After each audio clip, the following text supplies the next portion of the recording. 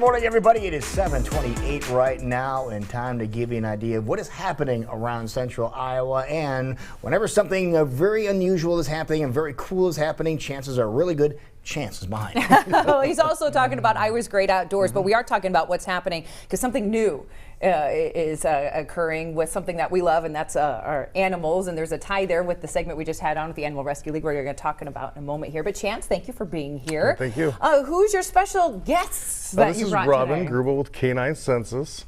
So one day I was walking through Menards, just cruising through, and here comes a puppy. You know, what's your instincts? I want to pet this dog. Right. Well, this dog happened to be working, and she had some training going on, which got my wheels spinning as I left, and I thought, you know, the outdoor industry, we don't have any way when we head out. I set a plan when I go out. I'm going to tree stand number 1. Well, sometimes you want to go to 3, but you've already told your emergency contact I'm at 1. Well, sometimes people get disoriented in the timbers and we get lost, or we're in a party group and we can get lost hiking or hunting or any of this.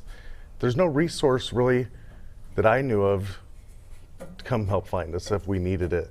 After talking to Robin a few times online, she has the cadaver dogs, where that's what she does, is search and rescue. And it's a program that is offered that I didn't even know about. So if we were out in the timber or out just hiking or doing anything and we get lost, who's gonna have that resource to reach out to Robin? I would have known how to get a hold of her. So we're gonna open up Iowa's Great Outdoors Facebook page as like a headquarter, like you can contact me and I'm gonna contact her immediately. And then her program is gonna start, and we're gonna start the search and rescue mission, because there's a lot of people. I had a buddy once get lost for hours and hours and hours, and the next day, here he come. Up out of the timber, he finally figured his way back out. Right. But what if he didn't get his bearings together? What resource would he have had for somebody to come help find him? That's why I carry so much stuff. I carry enough stuff into the timber when I go deer hunting to last me about a day and a half. That's a long time to be out in the timber, you know, through the nights and the cold weather. And if I would have known about a resource, my family probably could have called and said, hey, we haven't seen him overnight, like the night I broke my hip. If I wouldn't have crawled out, if I'd have been stuck, who would have came and found me? All right, so Robin, let's find out a little bit about your program. Tell us about it. Right. Canine Census is a nonprofit based out of Lucas, Iowa. We actually train and coach the human end of the leash. So this is perfect. So we actually are working with people to understand how they can better train and work with their working dogs.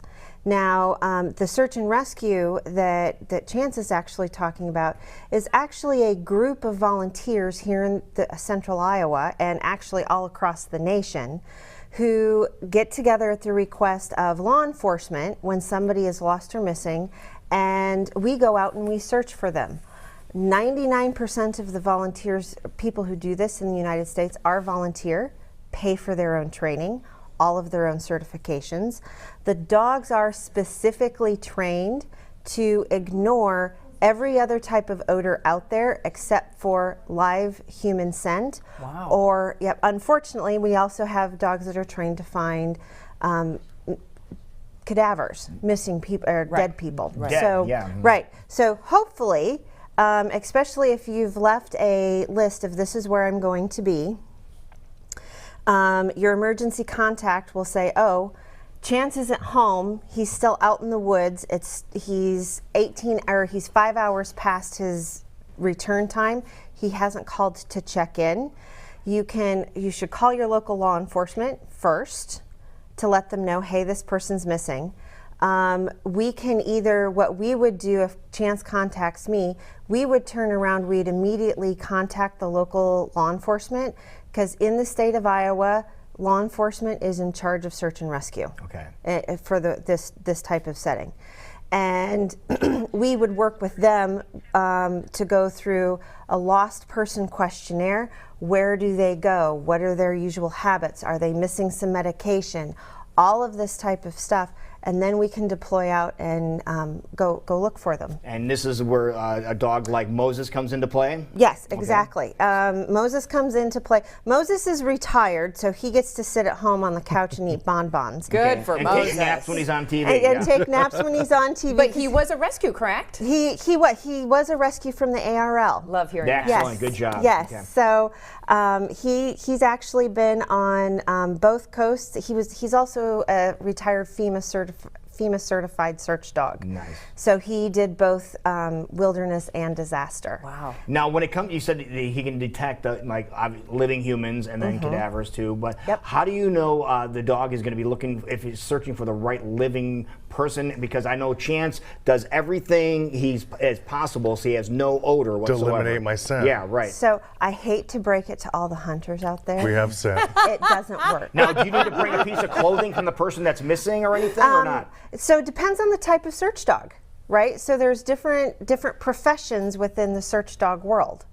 Moses happens to be the kind of dog that I would say go out into this 160 acres and find me any live human.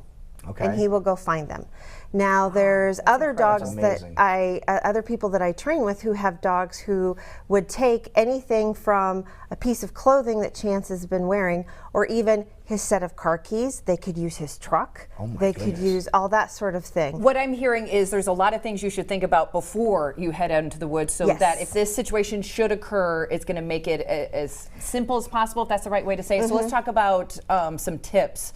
Sure. If you're heading out to do some hunting, of things you should think about so that hopefully this doesn't happen. Correct.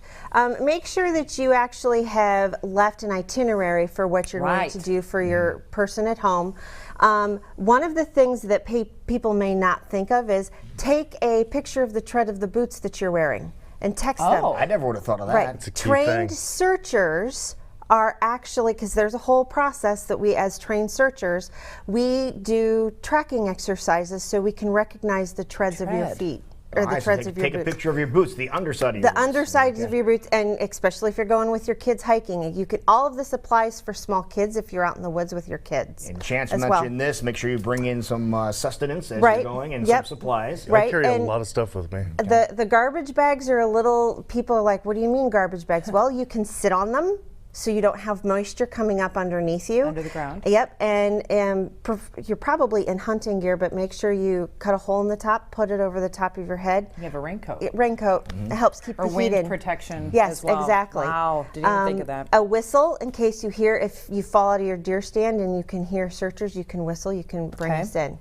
A backup phone for your backup charger for your phone is always The good. booster packs are wonderful. Yep, it's an emergency is not sitting in your deer stand and your phone ran out of battery. This is the charger is used for if you're actually you're stuck somewhere. Now, if you do get lost, you're trying to find your way out. Is it better to hug a tree? Yeah, that was my next question. Stay put. That Stay was one of put. the things that we was talking about on the phone. It was called Hug a Tree, and I'm like, well, that really makes sense because the more you start getting lost, you're going to get deeper in. Right. So hug the Right. tree and don't move. Yep, find a good place for shelter, hug a tree, stay there. I love that everything you're mentioning is also very small and Yes. easy to pack. You know, a lot of times you're like, I don't want to add more to what I'm carrying. A couple garbage bags, a whistle, a battery charger. Right. That And protein. can save Yep. your life. Absolutely.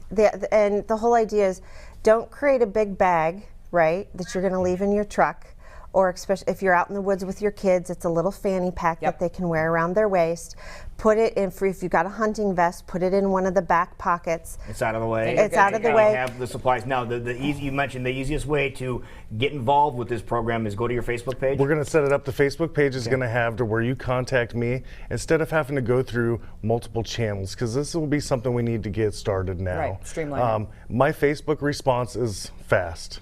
I think it's within 30 seconds. I usually respond to messages, and then I'll shoot right in contact with Robin, and they'll go from there on that. But it wasn't a resource that I could find All right, so for us outdoors. streamlines the whole process. There's a need, so you're helping to fill it, and we appreciate Yes. both of you joining us this morning. So make sure you Absolutely. go to Iowa's Great Outdoors on Facebook, like that page now, and know you have an instant connection to something that could save your life. Thank Yep, you. thank you. Maybe Thank Moses you. can Yeah. talk like Moses. Moses can come to the I rescue. love Right, it. Moses? There he is. Yeah. Hi, buddy. Hi. Tail's going now. Good job, buddy. You did great on TV.